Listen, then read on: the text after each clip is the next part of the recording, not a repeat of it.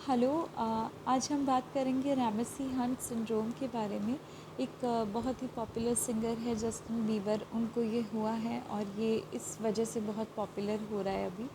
So it is genuine that हमारे अंदर बहुत सारी क्यूरियोसिटी होगी कि ये क्या होता है, इसका क्या इलाज है, कैसे होता है।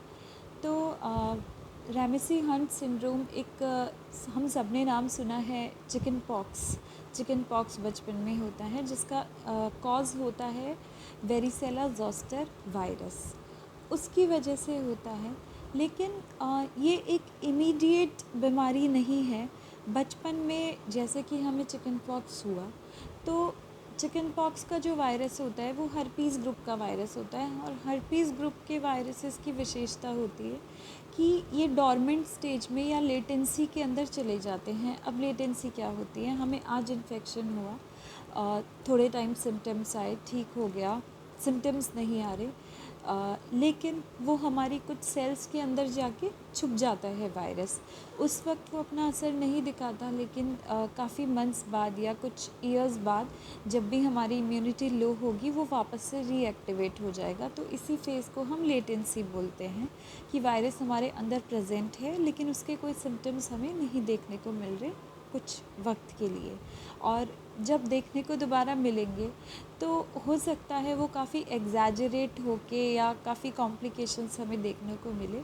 तो इसी तरह की एक रेयर कॉम्प्लिकेशन ये है Ramsay Hunt syndrome type 2 actually. तो तो इसका कॉज़ हमें पता चल गया। अब होता कैसे है? चिकन पॉक्स हमें सबको पता है कि इन्फेक्टेड पेशेंट के कांटेक्ट में आने से, या फिर जो सबसे कॉमन रूट है that is respiratory route, inhale करने से आ जाता है। तो यहीं से इसका बचाव का हमें तरीका भी समझ में आता है कि हम किसी भी ऐसे पेशेंट के कांटेक्ट में आएँ तो एक मास्क लगा के रखें, सैनिटेशन प्रॉपर रखें और थोड़ा डिस्टेंस बना के रखें। तो इसको रोकने के क्या क्या तरीके हैं? लेटेंसी बहुत सारे रीज़न से होती है, तो हम ज़्यादा मेडिकेटेड टर्म्स यूज़ नहीं करेंगे, लेकिन लेटेंसी को रोकने का हमारे हाथ में यही तरीका है। पहली बात तो हम ये होने ही नहीं दें, बचाव प्रॉपर रखें अपना। उसके बाद अगर हमें लगता है कि हम ऐसे किसी पेशेंट के कांटेक्ट में आ गए हैं तो हम जो भी हमारे प्रोफाइलेक्टिक मेजर्स हैं, हमें वैक्सीन लगवानी है या कोई मेडिसिन लेनी है या प्रॉपर जो भी सैनिटरी मेजर्स है वो हम हमारे रखें। और अगर हमें चिकन पॉक्स होता है, अगर सिम्टम्स देखने को मिलते हैं ऐसे किसी स्किन डिजीज़ के, तो हम तुरंत उसका जो ट्रीटमेंट है वो स्टार्ट करें, जिससे जो वायरस है हमारे ब्रेन तक नहीं पहुँचे। तो वहाँ पे हम उसको रोक सकते हैं, लेकिन एक बार वायरस पहुँच गया ब्रेन तक तो उसको रोकना थोड़ा मुश्किल होता है। तो अब ब्रेन तक वायरस जा रहा है तो ये करता क्या है? बेसिकली हमारा जो एक साइड का फेस है, जो हमारी फेशियल नर्व है उसको इफ़ेक्ट करता है, और जो एक साइड का फेस है वो पैरालाइज हो जाता है, उस पर कुछ रैशेस देखने को मिलते हैं। तो दिखने में तो बीमारी बहुत ख़तरनाक लग रही है। तो इसका ट्रीटमेंट पॉसिबल है, सबसे अच्छी बात ये है।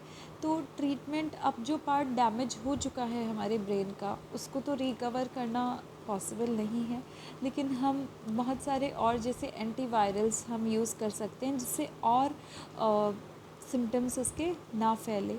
और दूसरा, हम पेन किलर्स ले सकते हैं, डॉक्टर की सलाह पे स्टेरॉइड्स ले सकते हैं। तो बेसिकली इसके ट्रीटमेंट्स कंट्रोल मेजर्स पॉसिबल हैं। और तो लेकिन इसका सबसे जो अच्छा तरीका है रोकने का लेटेंसी को, वो यही है कि जब भी हमारे कोई भी इन्फेक्शन होता है, बहुत सारे केसेस में, वायरल केसेस में लेटेंसी देखने को मिलती है। तो जब भी हमारे कोई बीमारी हो तो उसको हम रूट से क्योर करने की कोशिश करें, यही बेस्ट मेजर है इसको रोकने का।